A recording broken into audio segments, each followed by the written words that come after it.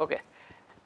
See, this is the course outline generally. I have listed out 12 topics, starting from historical development, then rotor configuration, elements of hovering and forward flight, vertical flight, then forward flight, performance, rotor blade idealization, flap response, trim, and coupled flap lag torsion dynamics, and then introduction to certain stability problems. So, this is a vast number of topics are covered, but we will go slowly because it is a very ambitious thing to cover everything.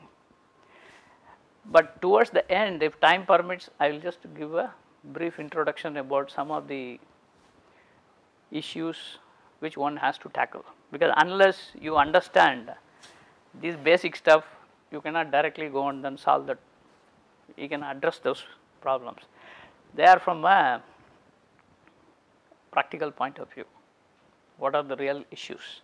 That is why the topic is given as helicopter theory, dynamics and aeroelasticity. Please note that dynamics is very, very important for this course.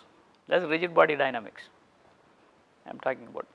Later comes flexibility, structural dynamics, that is important, but at this level rigid body dynamics is essential.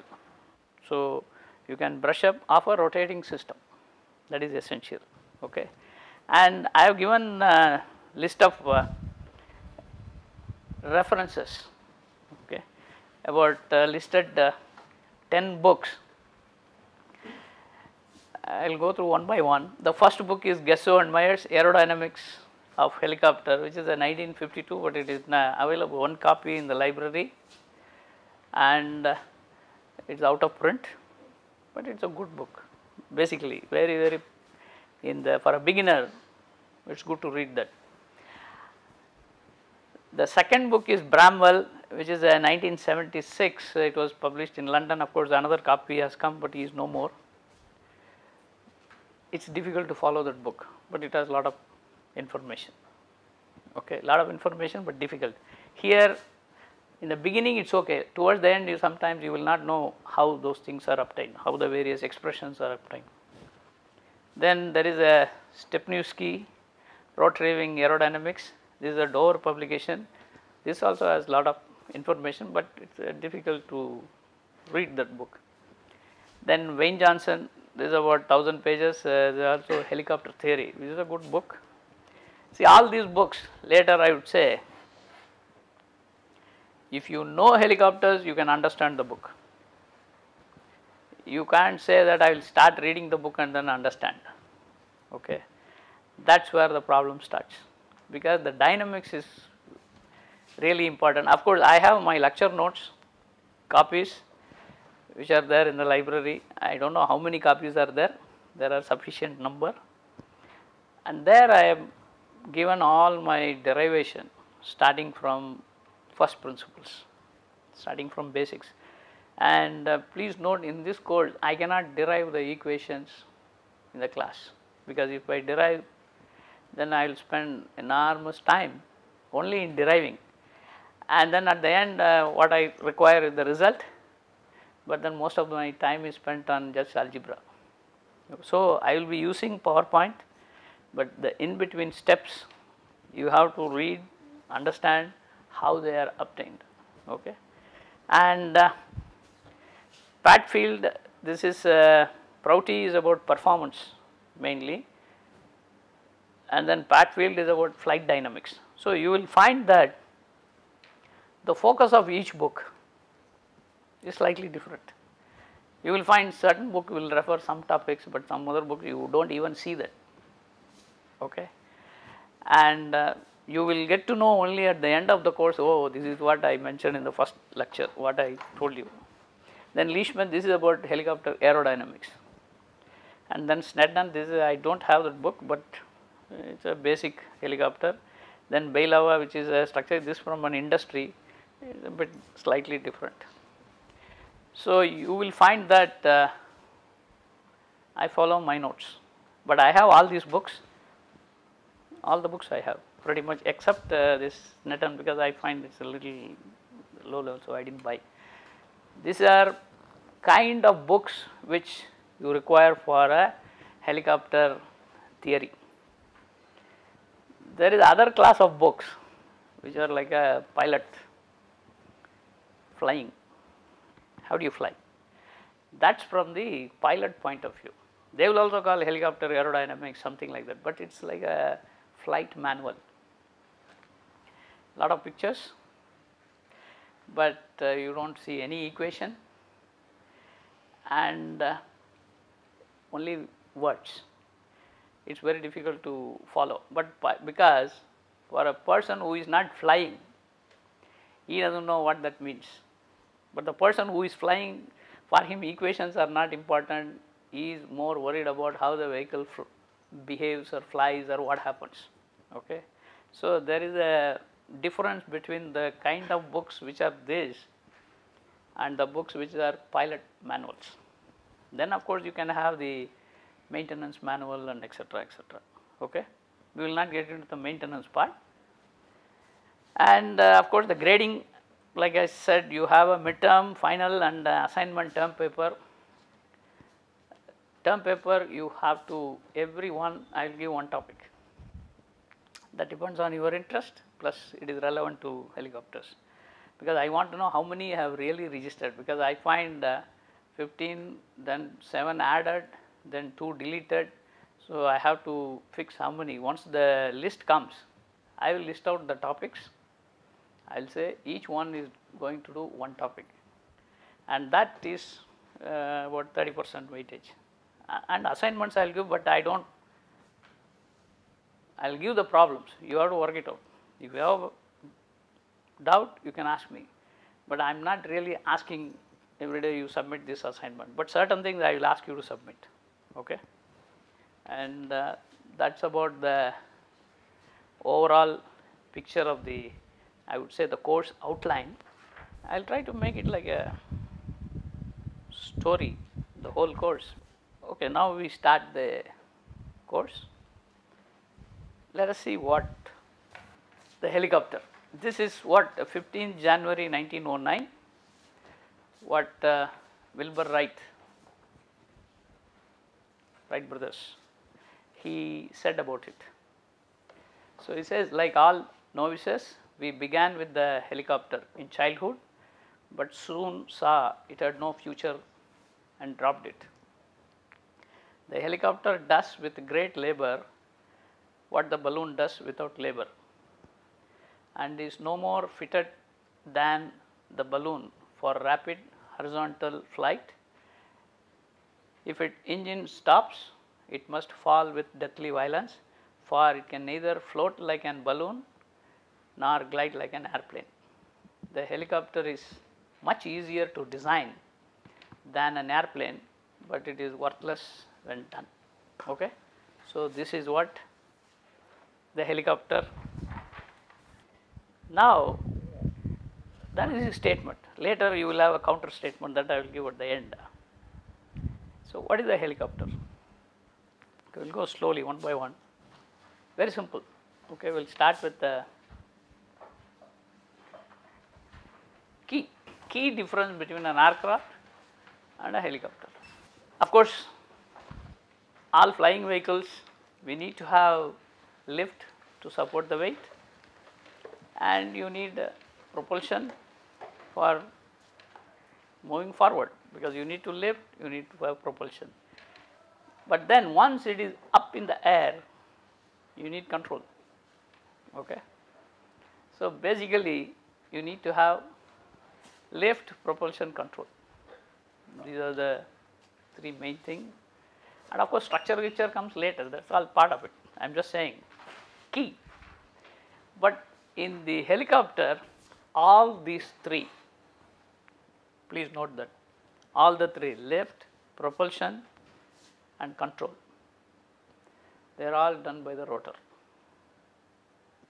Only the rotor system has to do all 3 functions, and you will find some of the terminologies which are used in helicopters they may contradict what is used in aircraft.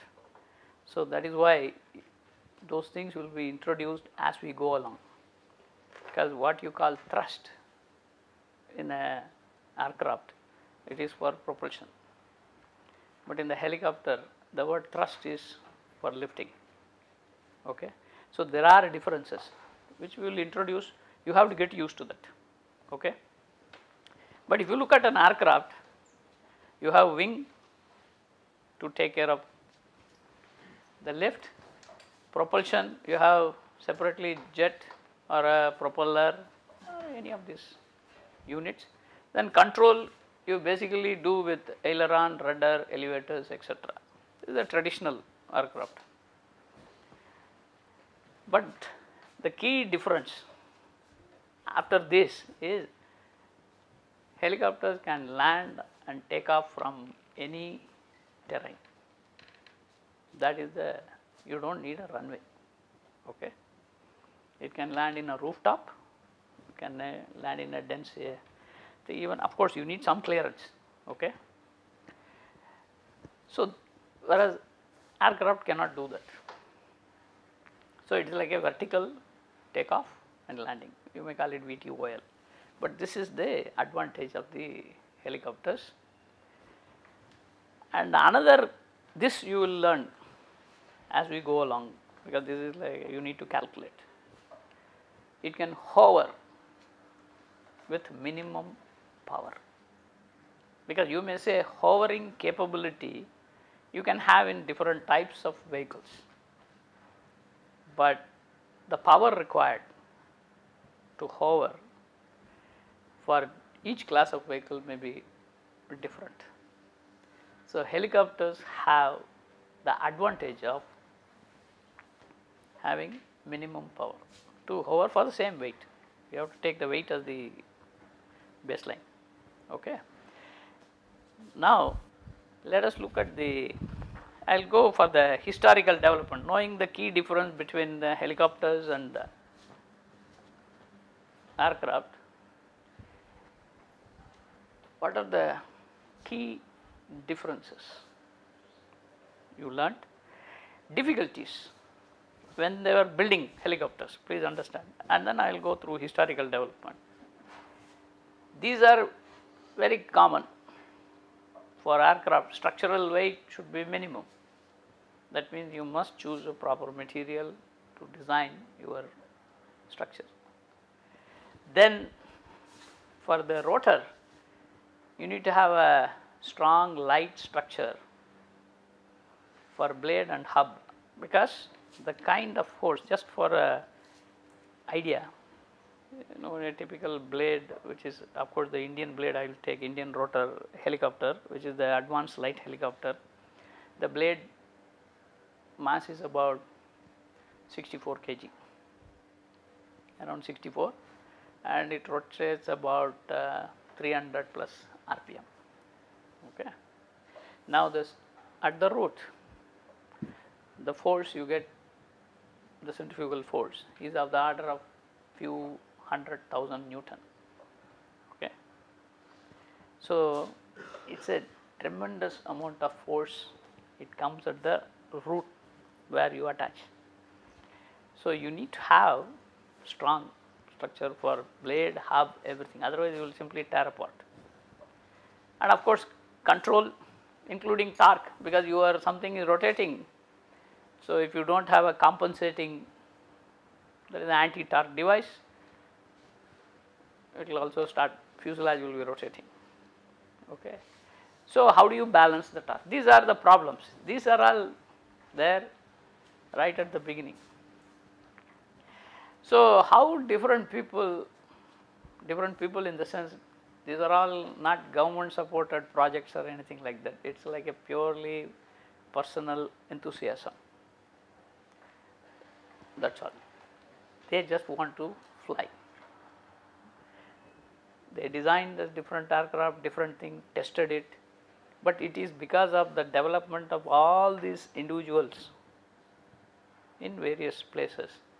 Finally, it came to the today what we call it as a helicopter. Okay, as a history, if you go, suppose I will give first is I just brought because this is a very interesting thing.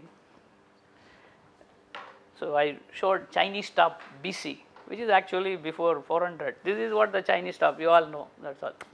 This is a helicopter, very first, but it is a toy now, okay, no more. But nature also has certain things, very nice, because this I picked up my trip from somewhere. This is actually two blades. If you drop it, see, so I don't know whether you can see, you can capture this, but maybe from a height, maybe I will throw it and then, okay. So this is a two blade. Another one is a maple leaf, which is a single blade, but this I found it very interesting. So even if you see, but if you have a high speed camera, you can really look at how it really turns, then it starts descending. Okay, this is, I call it nature. Okay, this is man made, this is nature. This is one, because I found two bladed, it's nice. So I picked up couple of them and brought it. I don't know the name, because if you want to know where I picked up, when I went to Andaman, I saw in some place, the Andamans, this one. So I picked a lot. So I went home, I brought all this. Okay, because the single one maple seed, that is there, but this is a very nice, interesting thing, and it can float also. There is a seed like thing, it floats in water, can go. So it's a very nice. I thought this is a nature's rotor. Okay. Then you have 15th century Leonardo da Vinci. I will show that with that picture, which is actually Leonardo da Vinci's picture is this. Okay. This is the, we call it air screw. That means air is a medium, you just screw through that and you go up, that's all. Okay, it's a nice concept. And because this is a famous picture they always show. Then of course,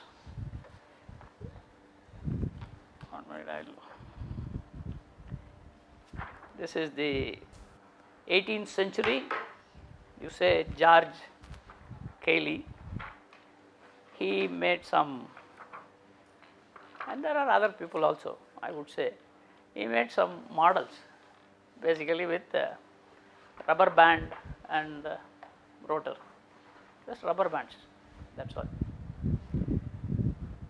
These are all toys. You may see one rotor, rotor, rotor, then another one horizontal something. But all these things had, it's a nice concept that you can go, you can climb. But it has no bearing on real big helicopters till that time. People are thinking how to fly, how to go, that is all. But then, if you really want to know the development of helicopters started with the 19th century, I would say it was realized first. I will give some details about that. We got steam engines. So steam powered models were made, small, couple of kgs, that's all. Okay, and they were able to fly. It was demonstrated to various what do you call, academies, science academies. I would call it science academy. I will give you the 19th century, first half. Okay, I will write the name, that is, because these are, because if you understand history, you will appreciate.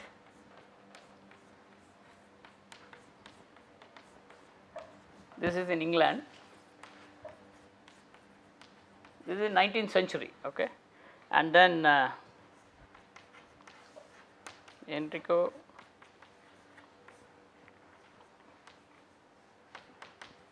Forlanini. This is Italy. Okay, they built steam powered engines, and about this was 3.5 kg. Of course, with rotor they showed models. Okay. But then Edison, that is a very interesting thing. They said lack of reliable light engine, that means power. If you want to go up, you need to put some power. So, the first thing that came up was power. Now, the power requirement, Thomas Edison, you will be surprised. He said that, hey, unless you have an engine, weight to power, this is the engine, do not bother about rest of the things, just the engine. If it is less than 1 or 2 kg per HP, unless you achieve that, you just cannot fly. Now, I can give a little background story. Present day turbo shaft 0.2 kg per HP, okay, that is of that order engine. Because we also did some see in the 1980 when I was a student in IISc Bangalore, there was a project to design a rotor. So, the engine chosen was a scooter engine, Bajaj scooter engine, and of course about 4 of us, because at that time we were just beginning in the helicopter, the 80s. So, we designed a big rotor. Rotor diameter is more than about I think 13-14 feet, and then we put that, we were able to rotate.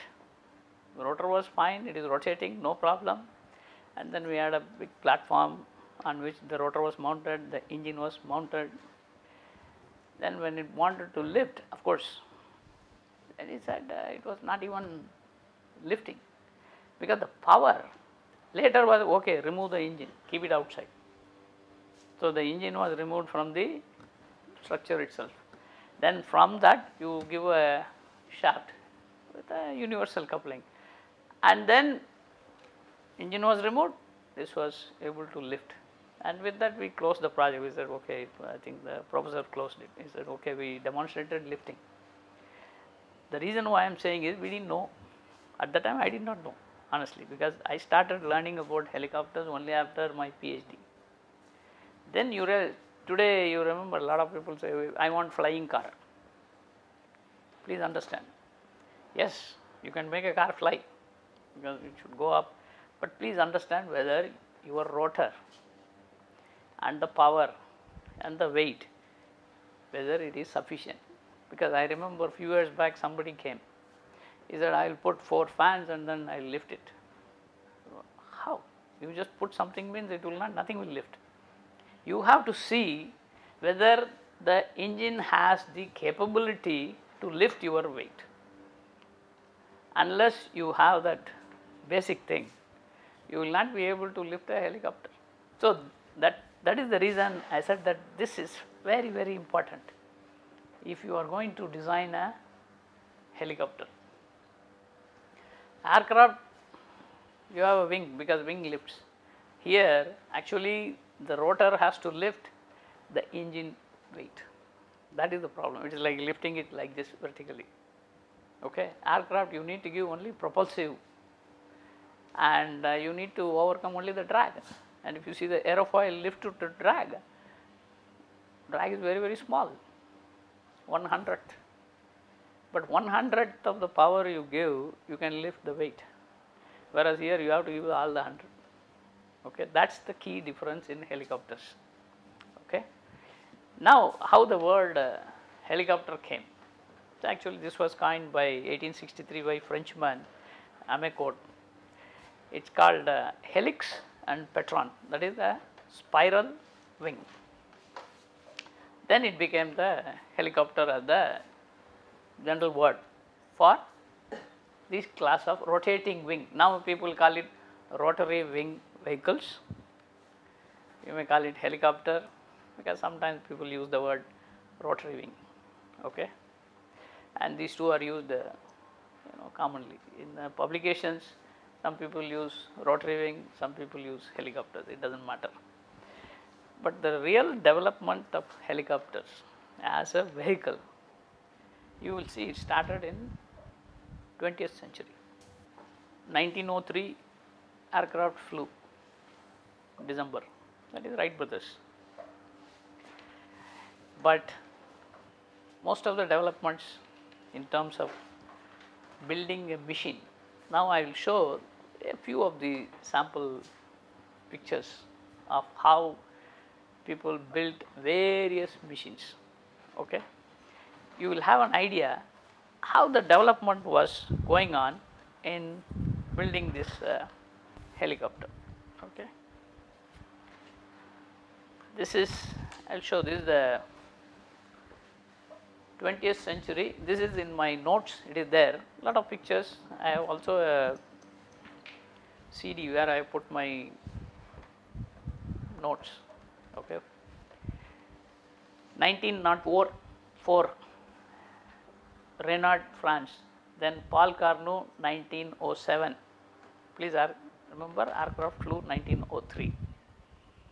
Okay, I will just give some. This is one of the interesting way. Constructed a first man carrying helicopter with two contra rotating rotors of 6 meter diameter in tandem, that is one behind the other. The total weight of the vehicle was 260 kg and was powered by 24 HP engine. This helicopter achieved an altitude of 0.3 meters for about 20 seconds. Okay, and it has problems with stability. However, Carnot became the first person to succeed in actual helicopter flight. 0.3 meters, 20 seconds. Okay, this is of that order. Please don't, as you go along, you will see really how people were struggling to build. Okay. Then of course, this is again 1907. This has a 4 rotor helicopter. So, you see, you have to have first engine. That was the first, it was realized. Steam engine was built, but then they made only models. Then came the IC engine, internal combustion engine. Now with the internal combustion engine only, the development started going on in the helicopter field. And this is another Louis Charles Bruco. He built a machine which he called helicoplane. It had 4 rotors, 8 meter diameter rotors, gross weight 580, engine 45 HP. This made a tethered flight at an altitude of 1 meter for about 1 minute. This is in 1907. Then I will give some group in US. This is a father-son combination. In 1920-22, Emily Berliner and Henry Berliner, their father-son combination, they built a 2-engine coaxial vehicle. Please understand. Now you see there are 2 types of how different geometries are there. That is why I want to indicate to you. Each group was trying different configurations. Okay. This is a one below the other. Same thing. He also made another one side by side. The earlier one is tandem, and other group had 4 in a cross bar. He built a side by side helicopter in which forward flight control was achieved by tilting the rotor shaft. These vehicles were highly unstable. So, first you want to lift the vehicle. After lifting, the problem comes on stability. So, for lifting, the engine requirement. When you go to stability, you have to understand the vehicle dynamics. Okay. So, without that, you cannot achieve stability. You may lift, but you do not have any control over the vehicle. Okay. So, you see how the development really went about in building a vehicle, and of course, you may know, because there are a lot of things. Sikorsky, he was in Russia earlier, he is a Russian. 1910, he built a vehicle with coaxial rotor. It could lift its own weight, but not with a pilot. That's all. Nobody can say. But later he moved to US. Okay. So initially he was in Russia. In Russia he was trying to build a coaxial, but there is another Russian in 1912. He built a Uriev, two-bladed main rotor, small anti-torque tail rotor. This helicopter did not make any successful flight. Okay. Now I will give you, there are a lot of pictures, different groups of people, and this is in Austria. Lieutenant Petrossi and von Karman constructed a tethered, contra-rotating, coaxial helicopter with 3 engines of 60 HP each. The rotor diameter was 6 meters. The vehicle was designed as a platform, observation platform. Even now people talk about observation platforms. But it made several flights but had control problems.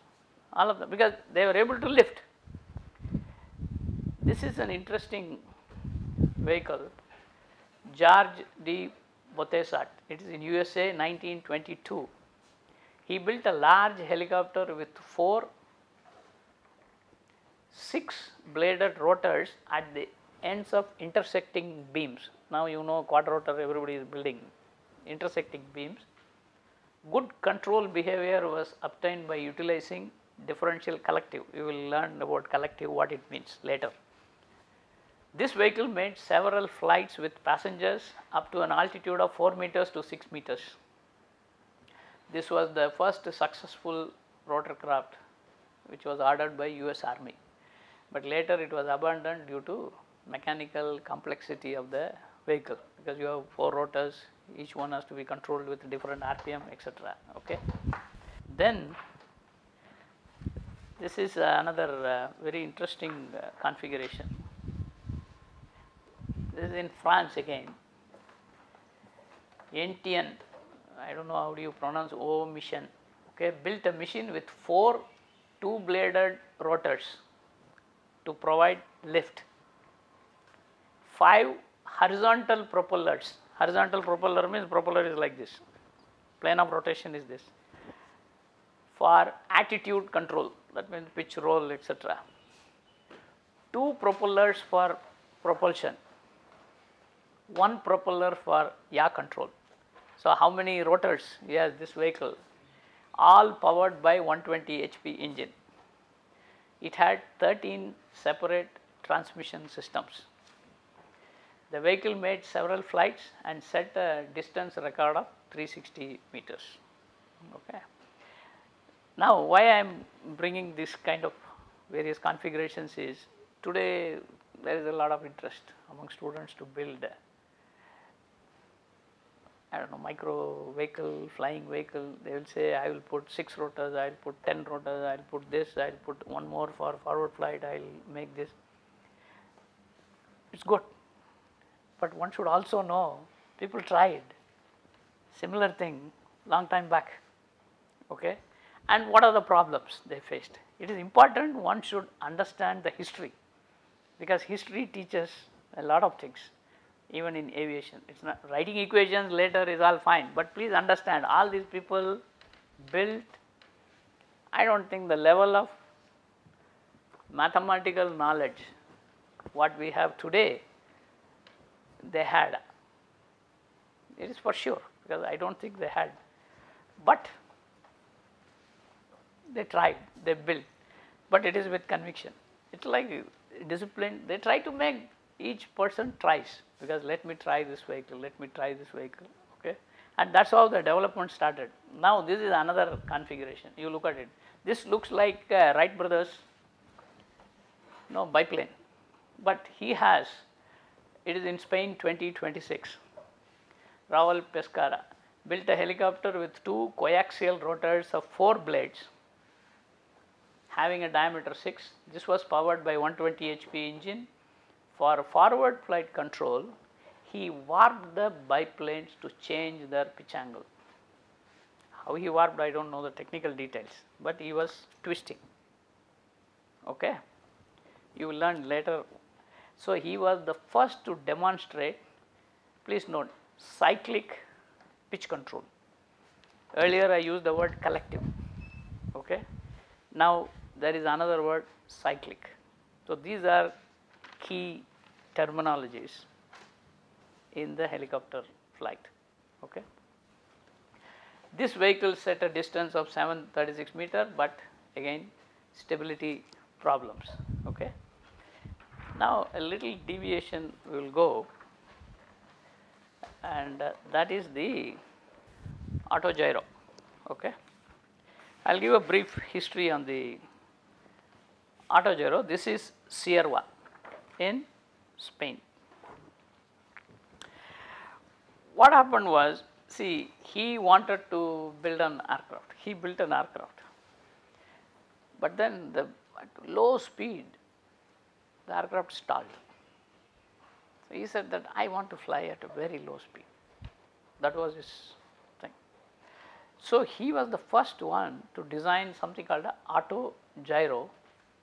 What it means is, there is a propeller, you see, it is like an aircraft, and of course a small wing is there. This rotor is a freewheeling rotor, it is like a windmill. What it does is, the rotor will be kept at this angle. Once it is at like what we showed from the seed, which when it is coming down, wind is going up, so it is rotating, right, and then it slows down. That means wind is going through the rotor, and because of that the rotor starts rotating like your windmill, and then once it rotates at some angle it lifts, because the cross section of every blade is an aerofoil. Okay. So you get the lift, and he does not need any anti-torque because it is a freewheeling, and he can fly very low speed. That was he built that vehicle. But what happened was, but you need to go forward speed, it cannot just hover, because you need a forward speed for the wind. Like you see kids when they run with that small fan type with the paper there, when wind blows it starts rotating, same thing. So you run, instead of that you move the aircraft a little slowly, it starts spinning and then it lifts. But what he found was, the problem he faced, because why he is listed in, you consider this as the rotor disc. Okay. And this is rotating, this is wind is coming this way. So when it is rotating, you will find here you will have a, because this is omega times some smaller velocity, then this is the forward velocity, the relative wind is additive, because you have a large relative wind. But once this goes this side, the relative wind subtracts. So he find on one side I am getting increased lift, other side reduced lift. So as a result, the moment the vehicle takes off, it was rolling. Okay. So what he did, that was his, why he is regarded as his ingenuity. He said that because there is a rolling movement that is generated on the vehicle when it starts. So I am going to, if you do not want rolling movement, I will put a hinge. Okay. Listen, like a door, because it is rotating, centrifugal force will pull, lift force will go, and it is moment transfer to the fuselage is minimized. Okay. So he was, this is a great engineering solution, and it was successful. He built 500 auto gyros. Okay. He formed a company, he sold It was a very successful vehicle. This is about 1925-27, that is Sierra, this is 28. Okay. Later, this is called the, please note, I will use the word flap. Flap means, this is again a new word for rotor blade going up and down, that is out of plane of rotation, that is called flap. Okay. But it is rotating, but it is going up and down. Now he introduced a flap hinge, the first, and that is how he is successful and is credited for that engineering solution. Okay. Then of course subsequently there were other problems happened. When it was going up and down, you know that centrifugal force is pulling this way, lift force is doing this way, but you will start getting, because when it moves, your center of gravity of the blade is moving back and forth from the axis of rotation. Then you will create Coriolis. The Coriolis will be in the plane. Okay. That means if you move your blade like this, you are going to get a force in this plane, and if it is not strong enough, you will break it. So there was a crash. Then he said, oh, this is another problem. Go and put one more hinge in the plane normal to that. That is called lead lag. Okay, lead lag hinge. Okay. So he put that lead lag. So you see from dynamics, now I can go back, but there are certain failures happen. I will not name anything. See, there are certain interesting things. You put up, there are certain absorbers which are put in rotors. Not all rotors.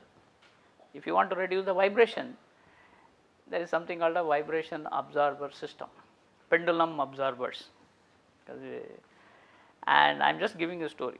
Initially they put a pendulum with 2 kg weight, which was fine, it is reducing the vibration, but then they put 4 kg with the same attachment, but then when in flight it flew off. Okay. Because the attachment, whatever you have, because if you have 4 kg, the in-plane Coriolis force is tremendous, you are just increasing it, and as a result that whole thing broke. So you have to see from a dynamics point of view, whenever you have anything system which is rotating, which is moving, flapping up and down, and it also moves back and forth, you need to evaluate the dynamic force precisely.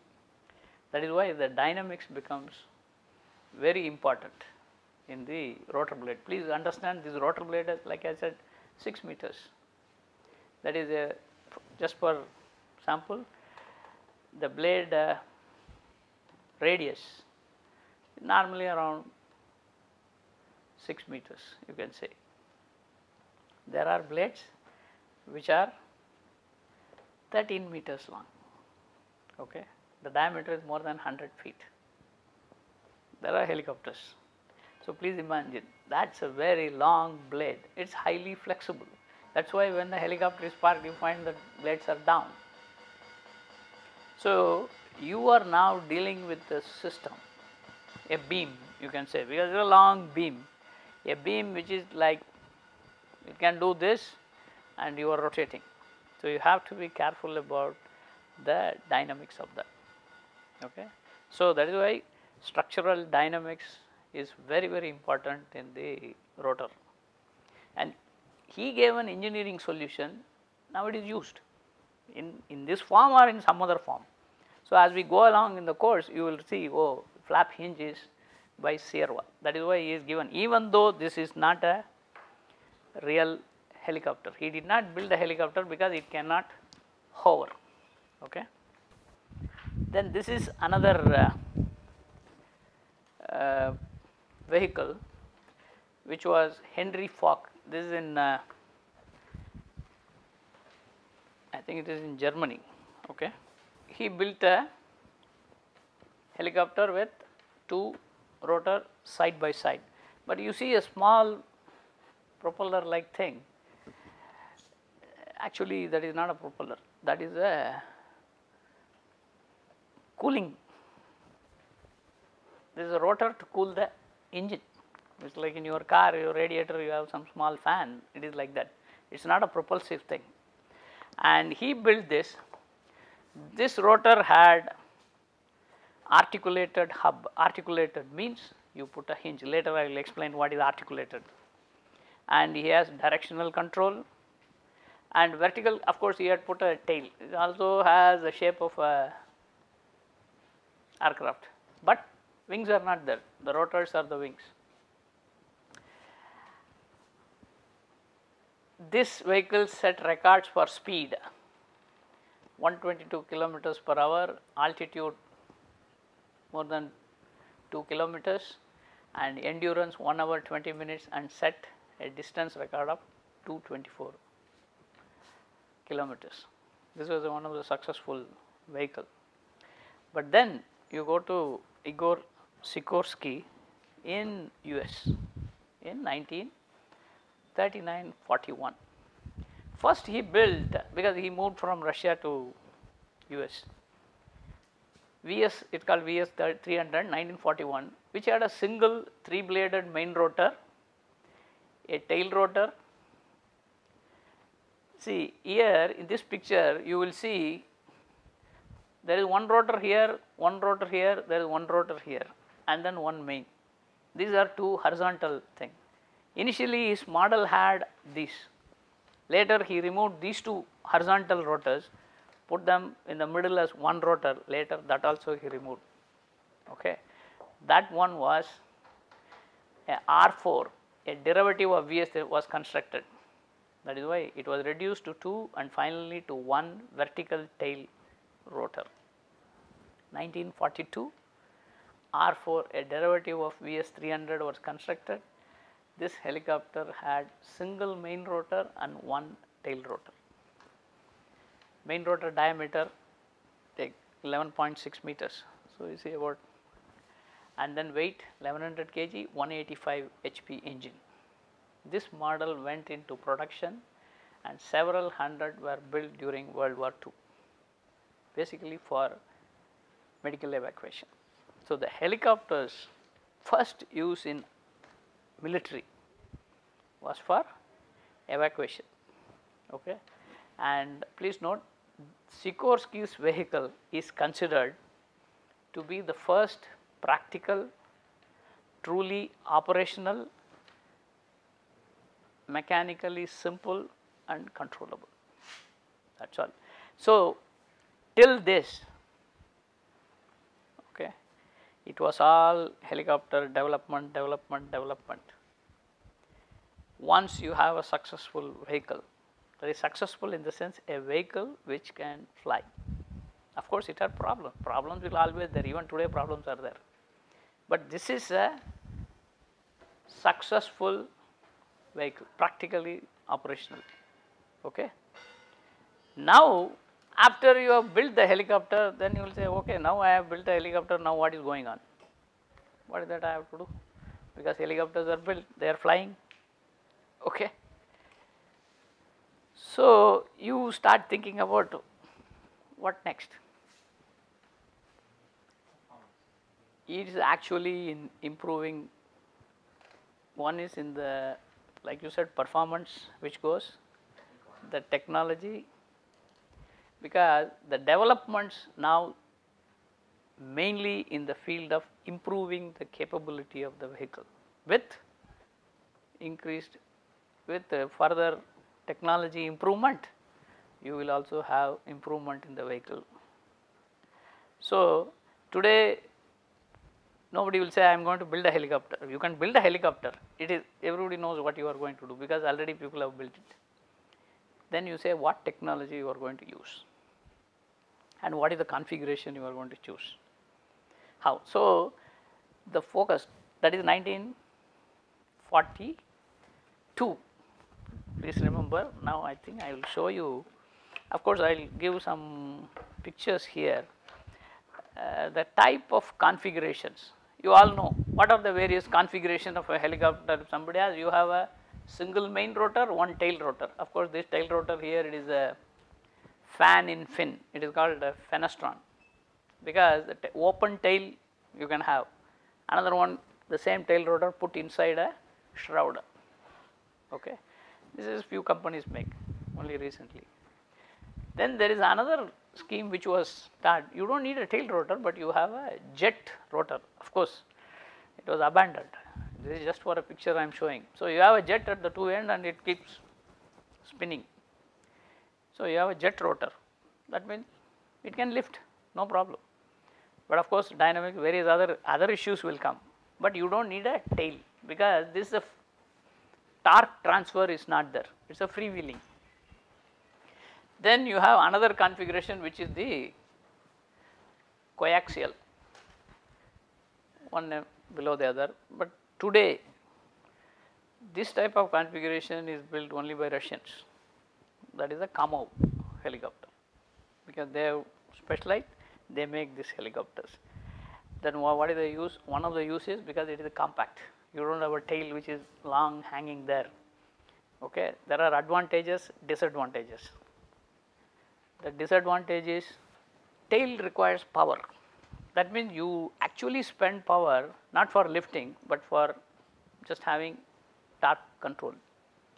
Whereas here both the rotors I am using, one is in one direction, another one another direction, and the vehicle is compact. But then controls is more complex. Then you have the configuration of this side by side. Of course, this is, I just showed the picture. This was a project V-22 Osprey. See, it went on for more than 50 years, okay, 40-50 years. US Navy was pumping money to build this side by side rotor. Okay, it's a tilt rotor configuration. Another one is, of course, pure helicopter mode. This is the tandem. Advantage in tandem, please understand, you can shift your CG to a large. The CG travel is more, whereas in the conventional helicopter, the CG travel is highly limited. Please understand, it's maybe less than maybe 20-30 centimeters in the longitudinal direction. You can't put wherever you want. So there are restrictions where the CG should be, because otherwise you just cannot fly the vehicle. So, but this is for heavy lift, okay. It cannot do the same kind of very highly maneuverable things. So every vehicle has its pluses and minuses. Of course, the transmission system is complex, and you see the tail rotor, this rotor is slightly above this rotor, because the wake or whatever the disturbance from this should not hit it. If it hits, then it will have its own problem. So you have, these are the basic configurations. And of course, there is another configuration which is called the no tar, that is no tail rotor. Okay.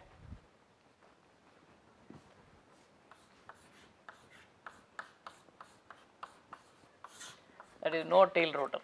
This is the name they gave, okay.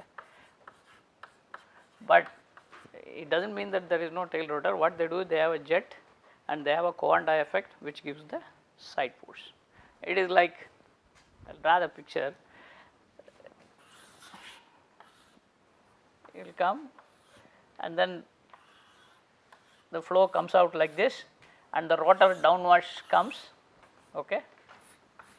So one side you get a side force. This is the rotor and this is the tail cross section. So you somehow have to generate a side force to balance. So they call it the Coanda effect. You blow the air through a small slit, and then there is also a jet at the end.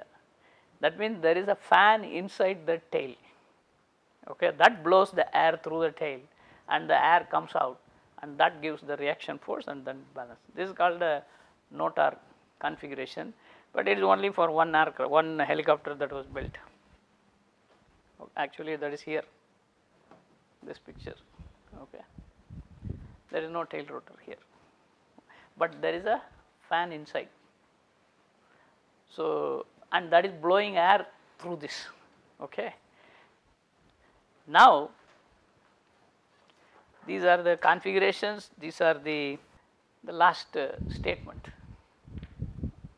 Water helicopter, we started with Wilbur, right? Now you say, if you are in trouble anywhere in the world, an airplane can fly over and drop flowers, but a helicopter can land and save you. That's it. So this was by Sikorsky in 47. Okay. Now with this, okay, pretty much the history is over. So this is all the history. There is, of course, more information, colorful pictures, they are all there in my other notes. But this is the key. Why I give this, spend an hour on giving a history is to know that a lot of people have struggled to build a vehicle. A successful vehicle has come out. Today it may be Sikorsky has built, but then several people have contributed towards that. That is why it's with the, it's not that they were doing it for name or fame or anything like that. It's just the interest to build. That's it, to fly. Okay. Some preliminaries today. With that, we will close today's lecture. Control requirements for a helicopter. Because any vehicle, we said that for lifting, you need power. Engine selection is a must. So you should have a sufficient power to lift, number one. Once you have lifted, then comes control. Now, basically you need to control what? Position and orientation. So it is a 6 degree of rigid body, 3 positions, 3 orientations.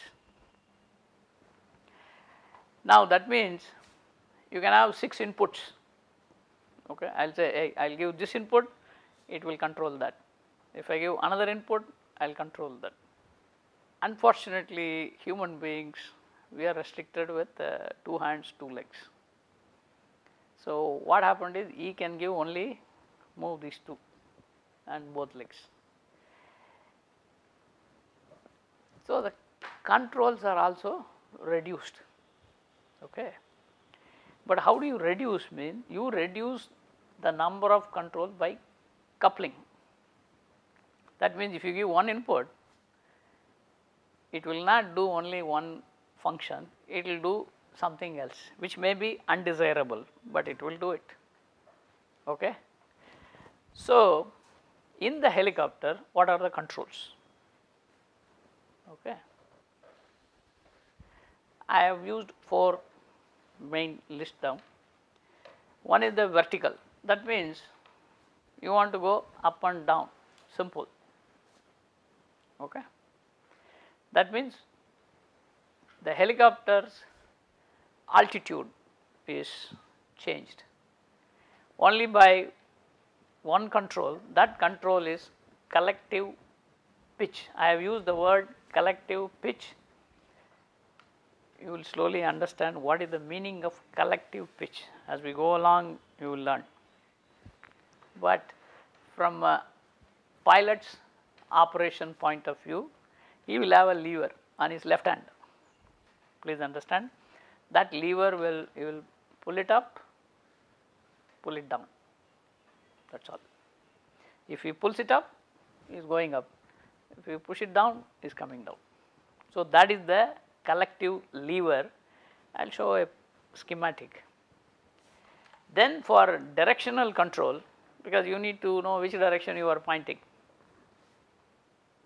that is called the yaw. We know because we are all aerospace engineers. So yaw control, that is by tail rotor pitch angle.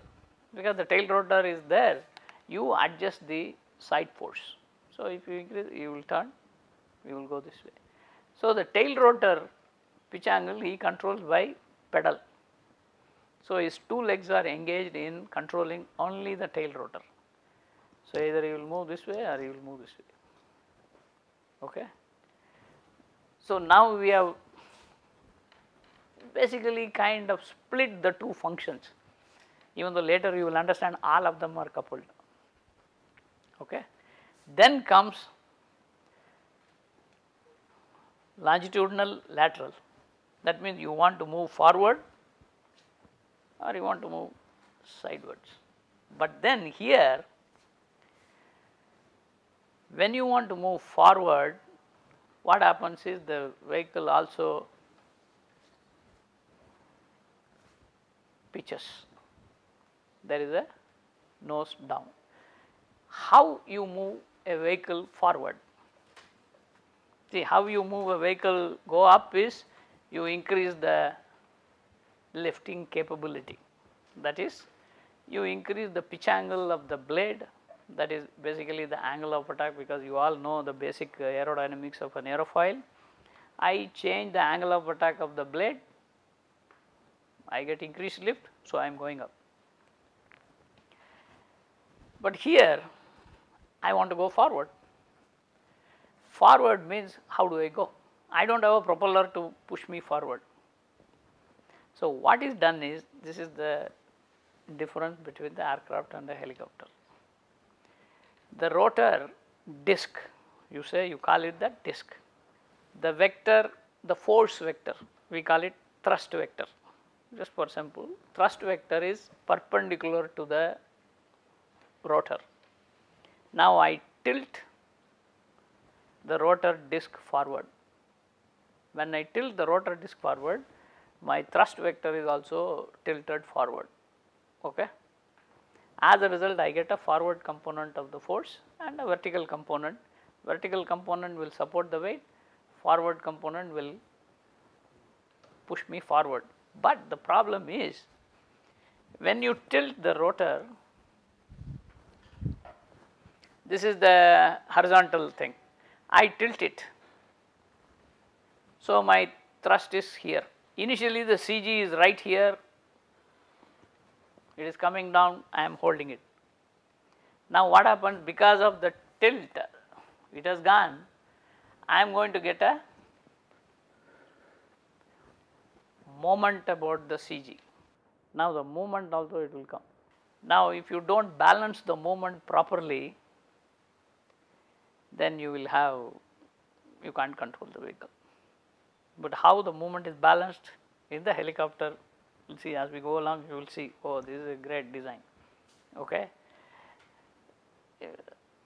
That is why helicopters, there are, you can't fly at any high speed. There are various reasons for you cannot fly. Sometimes you cannot trim the vehicle. That means you can't get an equilibrium. Equilibrium of forces and moments you can't achieve. That means you can't fly. Okay. Assuming everything is wonderful. So, this is what you, when you want to go forward, you get a coupling of the pitching. Similarly, you can do the lateral. That is why the helicopters has the ability to go in, because this is the disc. I can tilt it this way, I can tilt it this way, any orientation.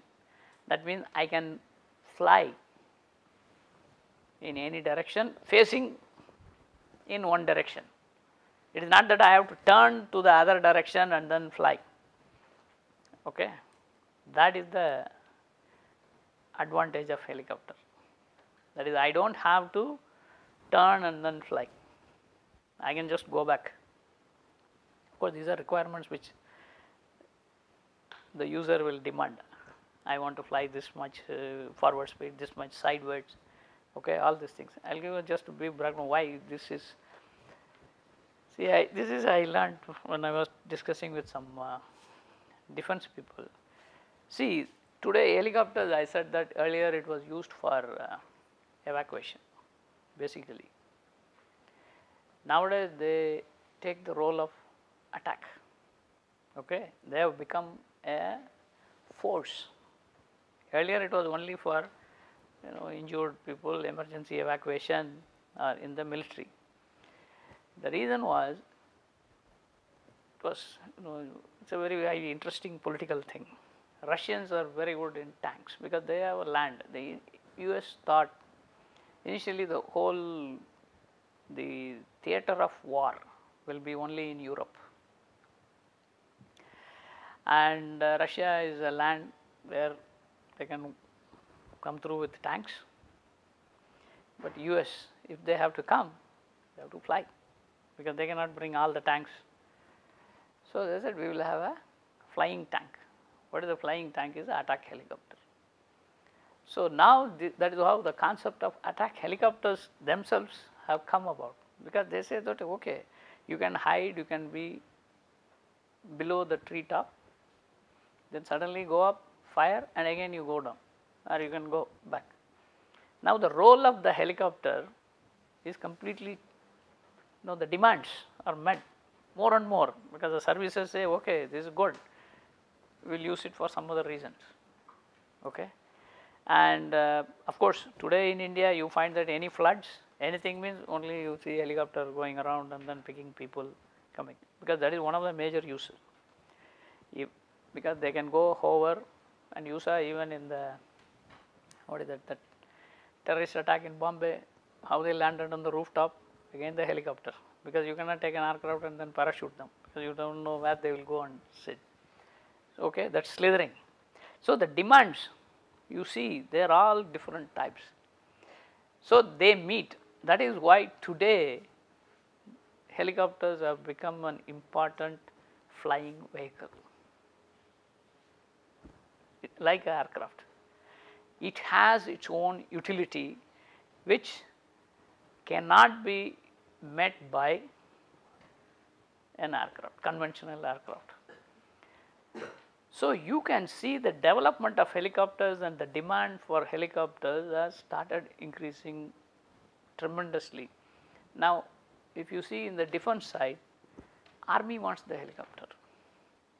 You will say army wants tanks and other things, why do they want to fly? Because now the majority of the helicopters are operated by army, because they want to use it as a flying tank type of thing. Of course Air Force has its own utility. Then Navy, because they want ship based operation. Okay. Now when I said contra rotating rotor, usually Navy operates. The reason is it is compact, so they can keep it and stow on a ship. So the size is small. Okay. So demand for helicopter has gone. Of course the defense has a tremendous demand. In the civilian side, yes, the demand is there, because if you future, that is what now air transportation, US normally says okay, the city traffic has gone too much, if you take 2 hours to reach your airport, means you fly 5 minutes, you go there, you land, but of course you pay enormous money, because helicopters flying is not cheap. Okay. Commercial helicopter, if you say 1 hour of flight will cost 50,000 rupees, okay, of that order. Okay. But still lot of business people use the helicopters, because if they want to go, instead of going from Bombay, a lot of people have, because they do not want to go from Bombay to Pune or wherever their factory is, they hire a helicopter, morning they go, maybe a couple of lakhs, then they come back. So utility is going. Of course there are problems. Now offshore, which is a civilian operation, you need to go and then put the personnel only with the helicopters, or you have to send them by ship. So that is why the helicopter utility is growing, but it is a very complex vehicle. At the end of the course, today you may not know what is the complexity. This is what one complexity is basic thing. You have a disc, you want to tilt it, okay, because I said with words, hey, this is the thrust, you just tilt the thrust, good, how do you do it? That is the next question. Okay, because you know that if I tilt it, I will fly forward. Of course it gives me a coupling of pitch and coupling of roll also, but how do I tilt it? I can't take the whole shaft. Please understand, there is one way. The propeller is rotating, tilt the shaft, that is one way. This is called the tilt rotor, which I showed that tilt rotor. That means you have the rotor, you shift, you actually rotate the shaft. This is one way. Another way is I do not want to rotate the shaft, but the disc must do this. Okay. In conventional helicopters, that is what is done. The shaft is not rotated, please understand. Shaft is kept in its orientation, but you tilt the plane of rotation of the rotor disc. Okay. How it is achieved, that we will learn as we go along, because these are all the dynamics, how it is. So, now you know when you have longitudinal lateral motion, the input that is called cyclic pitch. Okay. So, we had a collective pitch, tail rotor pitch, cyclic pitch. We will explain what cyclic everything is, but how cyclic pitch is given. The pilot has a stick in front, he will move the stick forward. Okay. That means if he moves forward, he will go forward. If he moves lateral, he will go lateral. If he goes this way, he will go this. If he goes this way, he will go back. Okay. So, this stick he can move in any direction, 360. He can actually churn. So, left hand, right hand, leg, all are engaged for the pilot to fly. Okay. I think I leave you now.